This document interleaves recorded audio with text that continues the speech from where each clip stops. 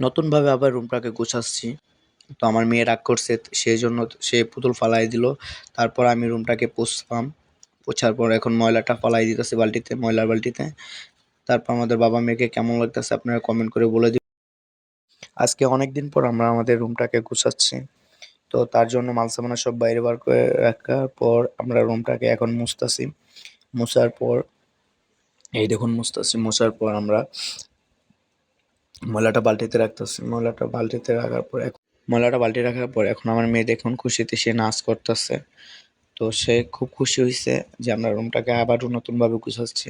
তো এখন আমাদের ময়লা যেটা হইছে ময়লাটাকে ঝাড়ু দিয়ে এখন বালতিতে রাখবো, ময়লার বালতিতে। এই যে ময়লার বালতিতে রাখতেছি। রাখার পর এখন বাইরে মাল-সামানাগুলো আমাদের ডাইনিং রুমে রাখছি। সবগুলো মাল-সামানা আমাদের ডাইনিং রুমে রাখছি। এখন আমার মেয়ে আবার তার খেলনা নিয়ে খেলতেছে। সে রাগ হইছে। তার আম্মু তাকে পুতুল দেওয়ার পর সে দেখেন ফালাই দিতেছে। সে অনেক রাগ হইছে আমার সাথে। সে রাগ করে খেলতেছে একা একাই। এই যে কান্না করতেছে সে। তো আমার মেয়ের জন্য সবাই দোয়া করবেন আপনারা। আর এখন আমি রাউটারটাকে ফিটিং করব, তার জন্য রাউটারকে হাতে নিলাম। তার আগে এই চাইল্ড ট্যাপটাকে আমি জায়গা মতো রাখবো। এই দেখুন এই চিপা।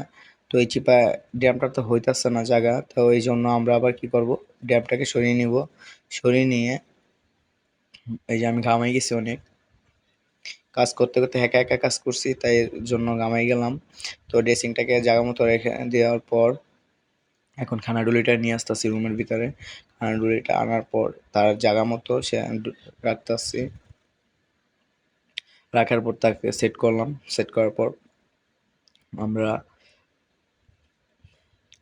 তারপর ড্রেসিং টেবিল, ওয়ারড্রোব সবগুলো নিয়ে আসার পর সেট করার পর আমাদের বিছানা অগোছালো। আমার মেয়ে দেখুন ঝাড়ু দিতেছে খুব সুন্দরভাবে, মাশাআল্লাহ। সে ঝাড়ু দিতে দিতে বাইরে বের হয়ে গেল আমাদের ডাইনিং রুম থেকে। এখন আমি ওয়াইফাইটা কানেক্ট দেবো, তার জন্য তারটা নিয়ে কাজ করতেছি, তারটা ফিটিং করার জন্য। তো আমার মেয়ে চিৎকারতেছে। এই যে দেখুন তারটাকে ফিটিং করতেছে পজিটিভ দিয়ে আমাদের পর্দার পাইপের সাথে। তারপর হয়ে গেল। তারপর এই সেটে আবার একটা ফিটিং করা দরকার হবে।